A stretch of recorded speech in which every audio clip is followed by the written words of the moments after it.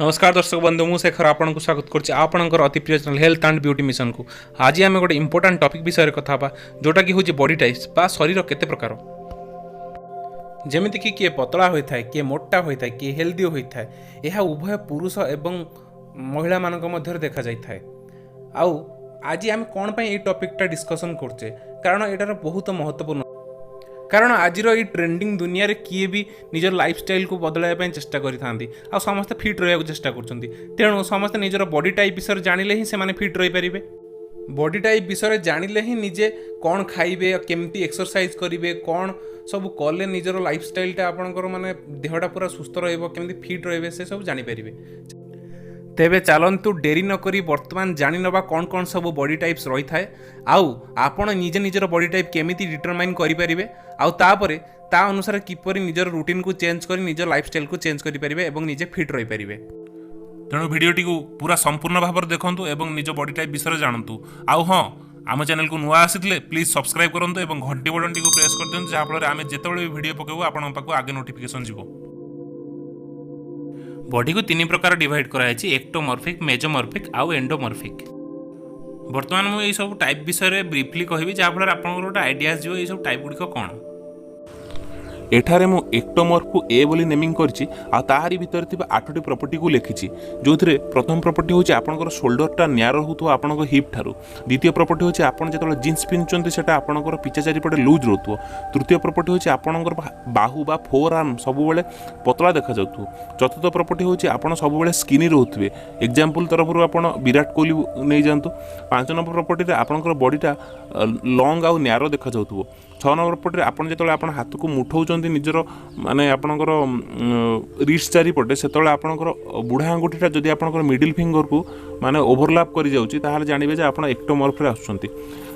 आपनकर माने weight gain करिवार आ loose करिवार आपन माने बहुत आपनको तकलीफ हुए ताहाले जानिबे जे आपन एक्टोमॉर्फ भीतर आछुचंती। आपनकर चेस्ट रो सर्कमफरेंस, चेस्ट रो माने चौड़ाटा जदि 37 इंच रु माने कम अछि ताहाले एगुडा सब एक्टोमॉर्फ रो प्रॉपर्टी। तापर रही मेजोमॉर्फ जोटा कि मो बी बोली नेमिंग करछि आ ता भीतर थिबा 8टा प्रॉपर्टी को लिखिछि। जोथरे कि प्रथम प्रॉपर्टी होछि आपनकर शोल्डरटा रफली समान होतो आपनकर हिप को माने आपन पैरेलल टाइप रो देखा जाउतबे। सेकंड रे होछि आपनकर जतल जीन्स पिनचंती आपनकर सेटा पूरा टाइट रो नथबो, एक्जेक्टली परफेक्ट फिट बसुतो। 3 नंबर प्रॉपर्टी होछि आपनकर फोर आर्म जोटा कि बाहुटा आपनकर मॉडरेटली थिक माने टिके मोटा रहउतो। 4 नंबर प्रॉपर्टी होछि आपनकर बॉडीटा सब बेले पतला रहउतो किंतु मस्कुलर रहउतो। 5 नंबर प्रॉपर्टी होछि आपनकर बॉडीटा स्क्वायरिश शेप रहउतो माने चारिकोणिया टाइप रो देखा जाउतबे। 6 नंबर प्रॉपर्टी होछि आपनकर रिस्ट चारिपटे जेतले आपण हाथ को मुठाउचंती सेतले आपनकर थंबटा आपनकर मिडिल फिंगर जस्ट टच करतुओ। आ आपण 7 नंबर प्रॉपर्टी रोचे आपन इजिली वेट गेन करि परिबे, लूज भी करि परचंती। तापर 8 नंबर प्रॉपर्टी होछि आपनकर सर्कमफरेंस माने आपनकर चौड़ा आपनकर छाती रो 37 रु 44 इंच रहउथबो ताहाले आपन जानिबे जे आपन ई सब मेजोमॉर्फ भीतर आसुचंती। शेषर एंडोमॉर्फ को मु सी बोली नेमिंग करछि आ ता भीतर थिबा 8टी प्रॉपर्टी होछि। प्रथमे आपनकर शोल्डरटा वाइडर होथु आपनकर हिप ठारू। सेकंड रे आपन जेल फिटेड जीन्स पिनचन सेटा बहुत टाइट लागुथु आपनकु। तृतीय रे आपनकर फोर आर्मटा बहुत थिकर साइड रे रहउथु माने आपनकर मोटा रहउथु। 4 नंबर रे आपनकर बॉडीटा सब बेले एक्स्ट्रा फैट कैरी करथु। 5 नंबर रे your body looks round and soft आपनकर बॉडी सॉफ्ट और राउंडेड देखा जाउथु। 6 नंबर रे if you grip your wrist between your thumb and middle finger the second finger do not touch माने आपनकर second finger भी आपनकर टच करू नथबो थंब सहित आपण इजिली वेट को गेन करि परचंती किंतु लूज करचंती बहुत डिफिकल्टली। 8 नंबर रे आपनकर छातीर चौड़ा जदि आपनकर 44 इंच रु अधिक रहउची ताहाले आपण जानि आपण एंडोमॉर्फ भीतर आछुचंती। चलतु आम जाना गोटे एग्जांपल थ्रो रे किंतु आपण निजे निजर बॉडी टाइप को डिटरमाइन करेंगे। ताहले आपण कौन करूँ गोटे खाता पेन नहीं जातु आ 3टा कलम कर दिंतु आ 3टा कलम रे एक्टोमॉर्फ, एंडोमॉर्फ और मेजोमॉर्फ को रखी दिंतु। ठीक अच्छे तापर आपण जो 8टा कैरेक्टर ईच एंड इंडिविजुअल आम कैरेक्टराइज करते से अनुसार आम सपोज आम गोटे एग्जांपल नौ 1 नंबर रे आपनकर शोल्डर साइजटा आपनकर हिप ठार जदि वाइडर है ताहले आपण एंडोमॉर्फ रे आछुचंती, जदि पैरेलल रहिला ताहले आपण मेजोमॉर्फ रे आछुचंती, जदि माने छोट रहिला शोल्डर साइजटा हिप ठारू ताहले आपण एक्टोमॉर्फ रे आछुचंती। सेमती एक्टोमॉर्फ भीतर येस रखंतु किंबा जोथरे आपण जहा आसुची से अनुसार येस आउ आर गुड़िक क्रॉस कर चलतु। से अनुसार आप कौन देखिए जो थे आप मैक्सिमम कैरेक्टर रोचे येस रे तो जानवे आप से प्रकार कैरेक्टर को बिलोंग कर। तो ठीक अच्छे तो नेक्स्ट हूँ आपन जदि 50-50% रोचे माने एथिरे भी सेतिकी 4टा प्रॉपर्टी आसला सेथिरे भी 4टा प्रॉपर्टी आसला ताहले आपन कोन करिवे ना या परे मु आपन आ गोटे प्रोसेस कहबी जो थरे कि आपन जानि परिबे कोन कोन स्टेप्स सब फॉलो करिया पड़े एक्टोमॉर्फ और एंडोमॉर्फ मेसोमॉर्फ हेइतिले ठीक अछि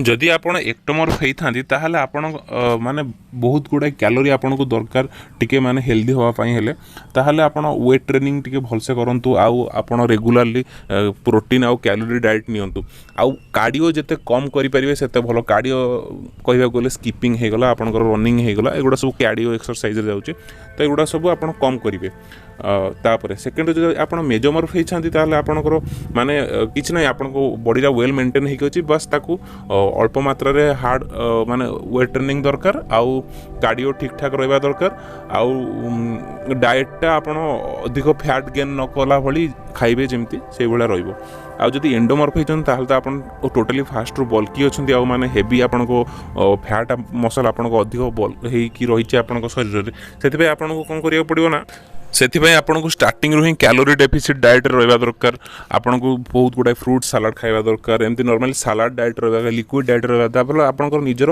वेटटा कमिजिव तापर आपंकर एक्सरसाइज कथा होची एक्सरसाइज आपन को बहुत hard exercises regular interval high intensity रे बहुत समय धरी करिया पड़िबो जहाँफल आपन क्विकली आपंकर बॉडी को वेल मेंटेन करि परिबे पूर्वरु मु जेमती कहितली आपन जदि कोनोसी दीटा को 50-50 बिलोंग करछन ताहले आपन कोन करंतु 10 डेज यार प्रोग्राम फॉलो करंतु 10 डेज तार प्रोग्राम फॉलो करूँ देखो आपको कौन बेनिफिट मिलूँ तो सहीटा को आप रेगुलाली कंटिन्यू कर चलतु आशा करुँच आज टॉपिक आपको निहाती भाव में भल लगी जदि भल लगी लाइक करूँ और शेयर करने को भूलु ना नमस्कार।